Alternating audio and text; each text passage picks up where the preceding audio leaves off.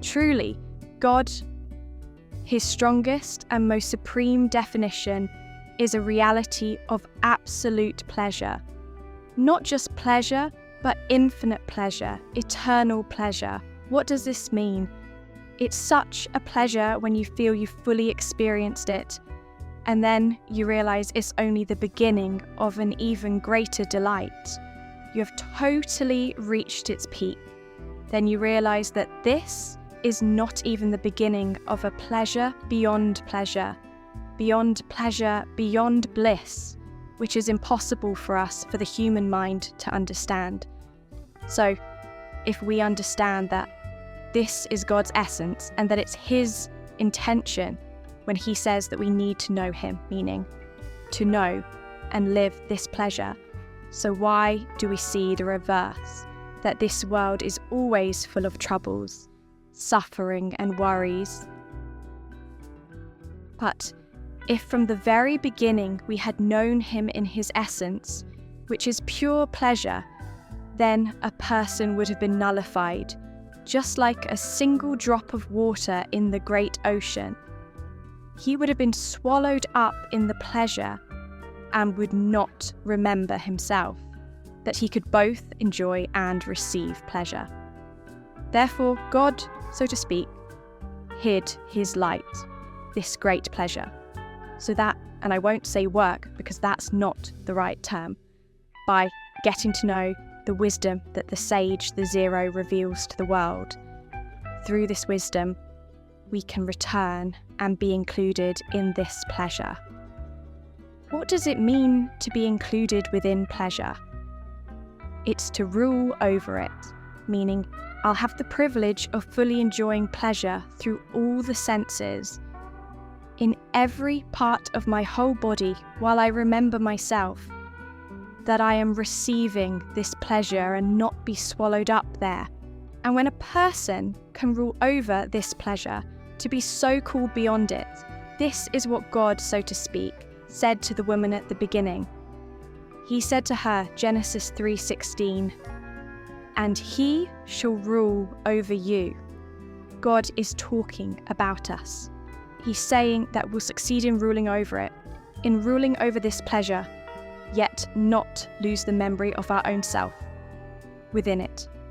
Because if we lose our own memory, there'll be no pleasure at all. We won't be able to delight in it. And really, why is the ultimate purpose to be included in this pleasure? It's impossible for us to understand because it's beyond the human mind. The human mind is all about taking, because we came into this world lacking something. However, God's nature is only to give and give and give endlessly. The ultimate purpose, the pleasure itself, and becoming nothing before God will come through pleasure, not through pain. Such pleasure that the soul is completely nullified from sheer pleasure. And only when we get to know this pleasure, only then will we be able to know the wisdom of God himself. A wisdom of total freedom, total pleasure, and total supreme nullification that comes from delight and sheer pleasure, not from suffering. And when a person has the privilege of knowing him through this wisdom, through the sense and feeling of pleasure, naturally that person will understand and know God with his whole body and naturally be included in him in the sense of, if I knew him, I would be him. For real. And each time one gets to experience pleasure beyond pleasure and gets to move from pleasure to pleasure, and there he comes to rule over a higher pleasure without forgetting himself in it. Because this is the only way you can truly get to know the one who gives life to everything. Blessed be he, a good life, a life of delight, pleasure beyond pleasure. And this is the very purpose of all creation. So, a person who sees that he's going through what he's going through and each one of us go through some suffering or worries, fears every single day, he should always remind himself of the ultimate purpose, that all of this is only to know God. What is he? What is his essence? Sheer pleasure, infinite pleasure. And all the suffering and all of that come only because we're asleep, and it's not us who awake the dawn.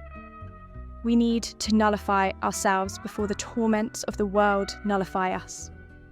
So, this is something we must always remember in the depths of darkness, the depths of suffering, where everyone thinks that they have their own peculiar suffering that no one else in the world has.